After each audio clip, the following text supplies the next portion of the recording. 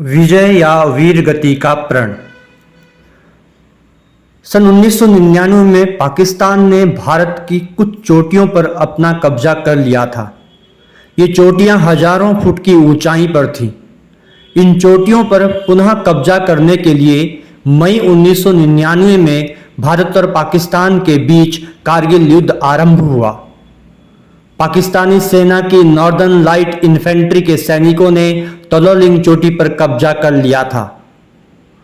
तोलोलिंग की चोटी दोनों सेनाओं के लिए सामरिक दृष्टिकोण से अत्यंत महत्वपूर्ण थी। तोलोलिंग नियंत्रण रेखा के बहुत समीप है। पाकिस्तानी सेना जम्मू कश्मीर को लेह लद्दाख से जोड़ने वाले श्रीनगर लेह राष्ट्रीय राज्यमार्ग को तोलोलिंग की चोटी से निरंतर निशाना बना रही थी। इसलिए भारतीय सेना के लिए इस चोटी पर कब्जा करना बहुत आवश्यक था। तोलोलिंग की चोटी को अपने कब्जे में कर लेना इतना आसान नहीं था, क्योंकि तोलोलिंग की हजारों फुट ऊंची चोटी पर पाकिस्तान के सैनिकों तथा घुसपैठियों की एक कंपनी तैनात थी, जिसके कारण उनकी सेना की स्थिति मजबूत थी और वे ऊंचाई का लाभ उठाकर भारतीय सेना पर आसानी से दृष्टि रखने तथा हमला करने की स्थिति में थे। 20 मई 1999 को भारतीय सेना की 18 ग्रेनेडियर्स को तोलोलिंग पर वापस कब्जा करने का उत्तरदायित्व दिया गया। सेना के रणबांकुरों ने शून्य से भी न्यूनतम तापमान और विपरीत परिस्थितियों में शौर्य तथा बहादुरी से अपने प्राणों की परवाह न करते हुए तोलोलिंग चोटी की ओर चढ़ाई प्रारंभ की। लेकिन इस अभियान में 18 ग्रेनेडियर्स के 25 जवानों ने वीर गति प्राप्त की। इसमें मेजर राजेश अधिकारी भी शहीद हुए। उसके बाद खुशहाल ठाकुर और लेफ्टिनेंट कर्नल विश्वनाथन ने मोर्चा संभाला। भारतीय सैनिकों ने 2 और 3 जून 1999 को योजनाबद्ध तरीके से हमला किया, लेकिन सेना को काफी क्षति हुई। उसके बाद 2 राजपुताना राइफल्स के मेजर विवेक गुप्ता 90 सैनिकों के साथ अंतिम हमले के लिए अग्रसर हुए। पॉइंट 4950 पर सेना के जवान कब्जा करने वाले ही थे कि अचानक 12 जून 1999 को पाकिस्तानी सैनिकों ने अंधाधुंध गोलीबारी प्रारंभ कर दी। लेकिन सेना के जवान अद्भुत पराक्रम, वीरता तथा अदम्य साहस के साथ शत्रु सेना पर हावी हुए। तोलोलिंग संघर्ष 24 दिन तक दिन रात चलता रहा। तोलोलिंग पर कब्जा करने के 3 प्रयास असफल हुए।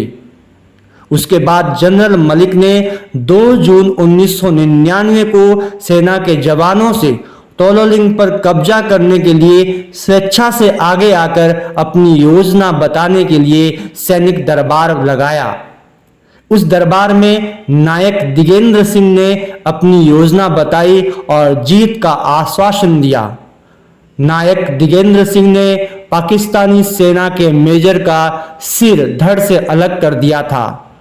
13 जून 1999 को 18 ग्रेनेडियर्स तथा 2 राजपुताना राइफल्स ने तोलोलिंग चोटी पर भारतीय तिरंगे को फहराकर कारगिल युद्ध की पहली विजय प्राप्त की थी। देश के वीरों ने अपने प्राणों को न्यौछावर कर तोलोलिंग पर पुनः कब्जा कर लिया।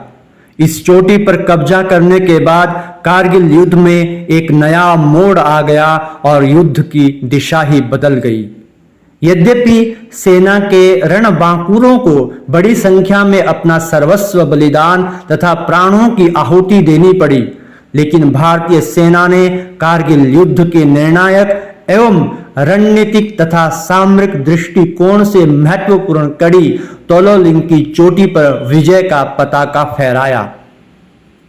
तोलोलिंग चोटी पर विजय का परचम फहराने के लिए सेना के कई अधिकारियों तथा सैनिकों ने भी अपने जीवन का सर्वोच्च बलिदान दिया।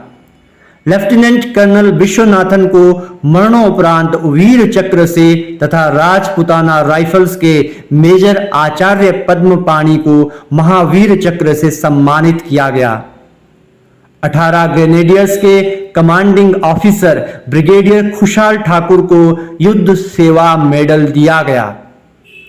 पाकिस्तानी सेना तथा घुसपैठियों को अपनी मातृभूमि से खदेड़ने के लिए भारतीय सेना के 527 वीर बहादुर सैनिक अपने प्राणों की आहुति देकर वीर गति को प्राप्त हुए तथा 1363 वीर जवानों ने घायल होते हुए भी युद्ध में विजय प्राप्त करने में अपना महत्वपूर्ण योगदान दिया।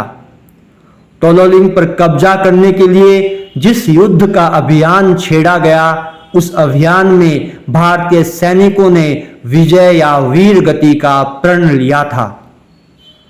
भारतीय सेना के जवानों ने अद्भुत पराक्रम, अतुलनीय वीरता, अदम्य साहस, अनुकरणीय कर्तव्य निष्ठा का निर्वहन तथा अपने प्राणों की तनिक भी परवाह न करते हुए अपने जीवन का सर्वोच्च बलिदान देकर तोलोलिंग जैसी विजय के निर्णायक एवं महत्वपूर्ण चोटी पर विजय फतेह की तथा भारतीय तिरंगा फहराकर गौरवशाली ऐतिहासिक वीरता का परिचय देते हुए भारत की आन बान और शान की रक्षा की।